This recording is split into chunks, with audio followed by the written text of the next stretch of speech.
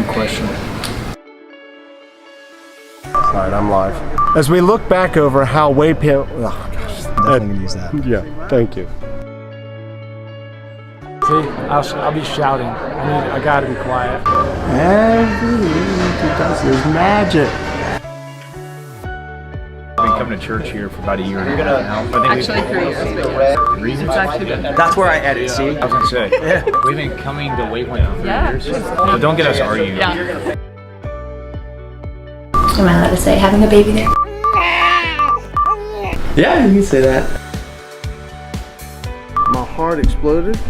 Can you get that? I didn't press the button. That's okay. My highlight has been collecting all the swag. Check that out. I'm a little thirsty. Hold on. Ready to take any notes?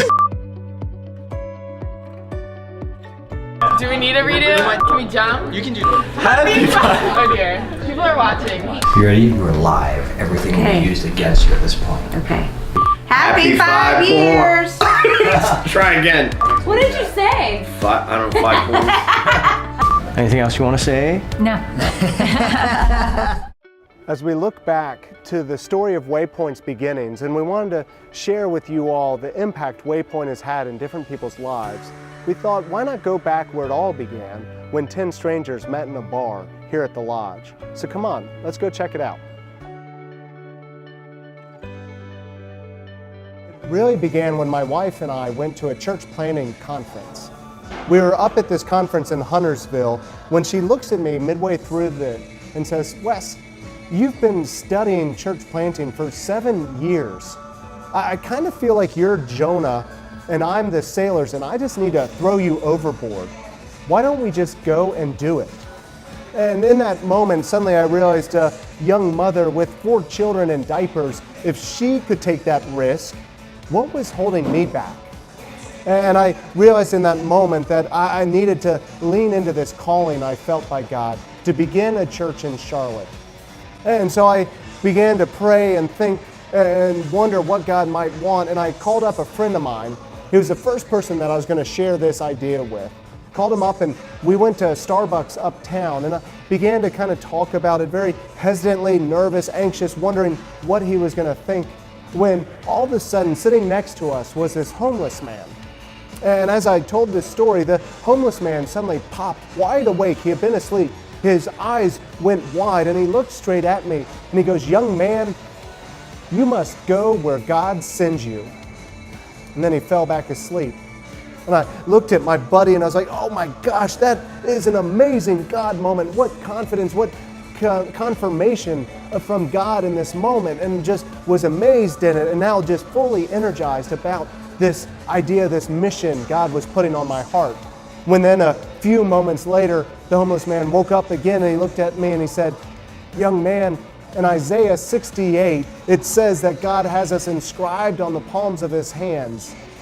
And I knew in that moment there's no Isaiah 68, that he's not right in that biblical reference, and it kind of deflated my sails a little bit, that maybe he was just kind of the Bible guy and had missed the mark on that. And so I went home a step slower. When the next week I flew to the national conference for this new denomination, ECO, that I was getting involved in. And the opening worship service, the speaker came out on stage and she said our central text for the sermon today is going to be Isaiah 49:16, where God promises that he has us inscribed on the palms of his hands, the very place where Jesus went to the cross to die for us. And in that moment, in that message, I just wept like a baby because I knew this is what God had laid on my heart. And so I called up some friends, some relationships, some people I had met, and invited them to come to this bar, to come to this lodge, to this very table when 10 strangers met in this bar. And when I got here, I intentionally grabbed the middle chair around the table so I could manage all the conversations of these 10 people who had never met before. And I realized 15 minutes into that time, they were all talking to each other, and I had no one to speak with. In that moment, Waypoint began to grow out its core vision of a genuine community. where we say at Waypoint, we want to be more about relationships than programs. And in that moment, I watched the genuine community of strangers getting to share table fellowship and getting to know one another.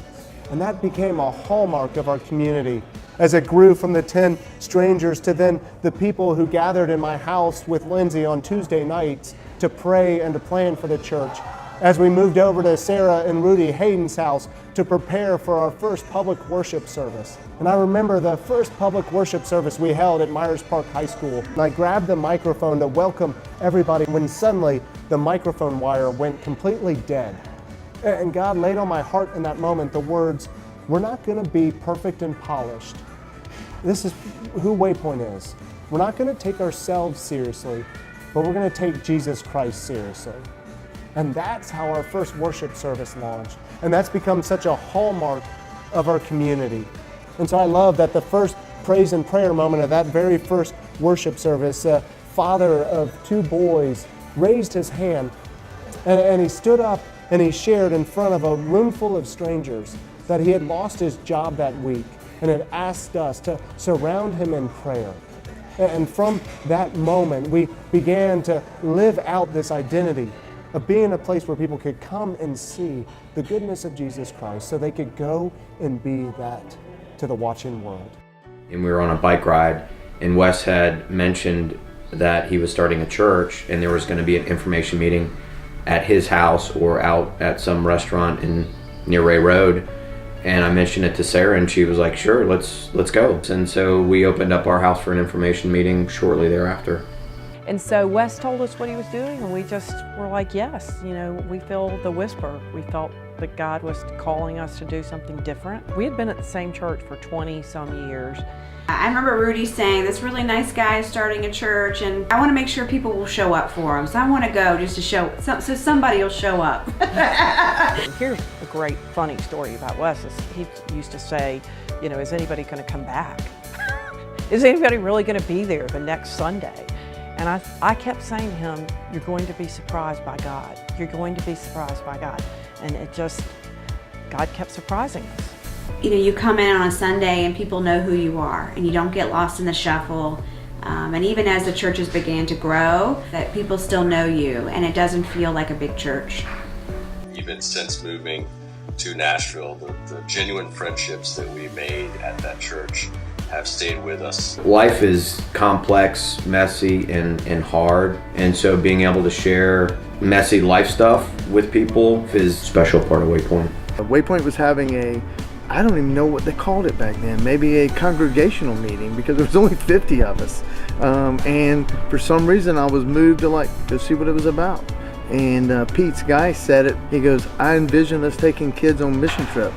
It went off clear as a bell. Like, yes, this is me. I'm gonna take kids. I meet with Keith Gershio. He announces that Robbie Bowers is committed to going to Djibouti, and he and I go, and I come back and I talk it up. So 5 guys go the second time. That's 27 guys last year. We took 32 guys this year. The people there get to me. I just love the people, the children especially, anything for the kids in my heart. It's been great, the support from the church. We donated a piece of equipment in the woodworking shop the first year, and every year I go back, I love to see it and I love to hear about it. And we're changing things down there. The children that have come to me for the last year and a half just grow. They come into Waypoint and they come into base camp and they're just excited to be there. Smith shouted out the other day, "I love my church." Yeah, one of the highlights for probably both of us was having Wes marry us. Being baptized there was definitely one of my coolest moments. And being in front of the church and thinking of that moment ever since I was little. For this Easter, I feel like coming to the 5-year celebration, and right now we're studying back there how Jesus made and God made each of the children. And I think it's important also to know on the other side what Jesus did for these children. But they know exactly why they're here on Easter Sunday, and I absolutely love that. For the Waypoint 5-year anniversary for me, I love our church. I love how everyone's involved with our church. Like, if you have an idea, don't say it out loud because you'll be running it. But I like that. We're not just standing around. Everybody in that congregation is involved somehow, some way, with outreach, with service work, with just helping each other. I love that. Where have you seen God and where do you need God? And we were sitting there thinking and talking last night of like what Waypoint would mean to us. And I was running this morning with Thea and I thought of the word compass. How I go to it for direction, how I go to it for guidance, and that magnet pull again, how it keeps just pulling us together, to God, to each other. Just, it's very cool. People want to be here. I want to be here every Sunday. I'm sad when we're even on vacation sometime. Literally at Wes's sermons, I feel like we could ask a question like, sorry man, could you explain that a little more? And he would. And that's the kind of worship I want to be a part of. I recently received an email of someone telling me their friend was going to visit Waypoint. And I thought, well, I hope they come more than once, because one time's just not enough to really get a feel for what we do at Waypoint. And the good news about that is that it always feels fresh and it's very personal. Every week someone gets up and you get to hear about their lives, and it's just 5 years into this, I'm just more excited and more interested than ever. I think my favorite part of Waypoint is the prayer and praise, for sure. I love that people will stand up and be honest and really share their heart, and that we will actually really pray for them. And then the praise is to hear how God is working in their life. I think that's so unique. I've just never been in a church like that before. I've been through several church communities, and bigger's not always better, and I think impactfulness sometimes works better in smaller circles and in smaller communities. I think it's just the joy that we see on their faces.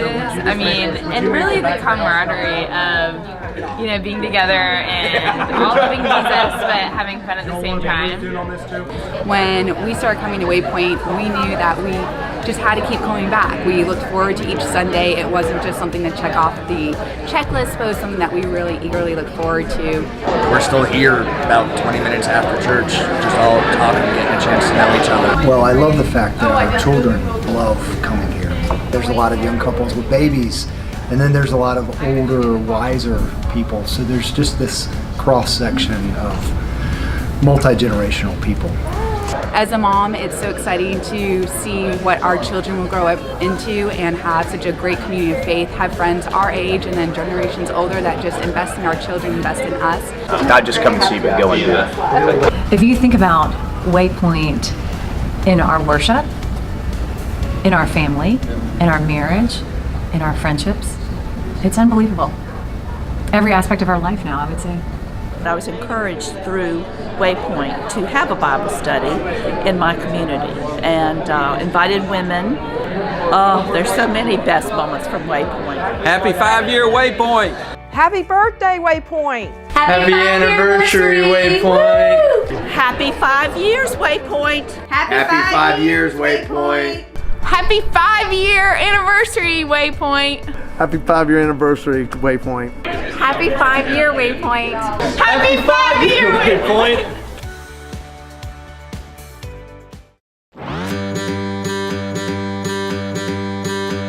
It's a mama singing songs about the Lord. It's a daddy spending family time the world says he cannot afford. These simple moments change the world. It's a pastor at a tiny little church, 40 years of loving on the broken and the hurt. These simple moments change the world. Dream small, don't buy the lie, you've gotta do it all.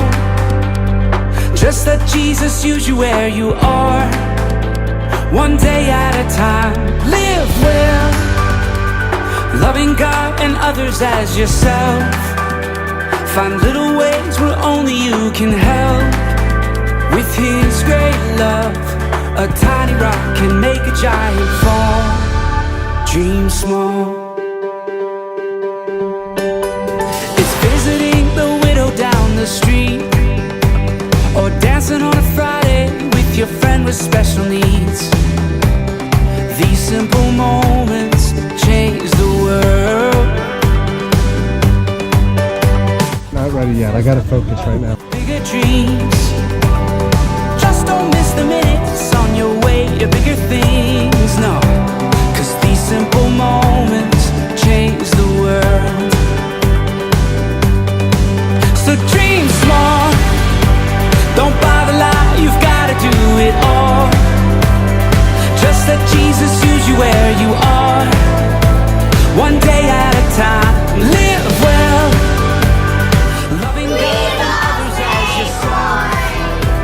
Find little ways where only you can help.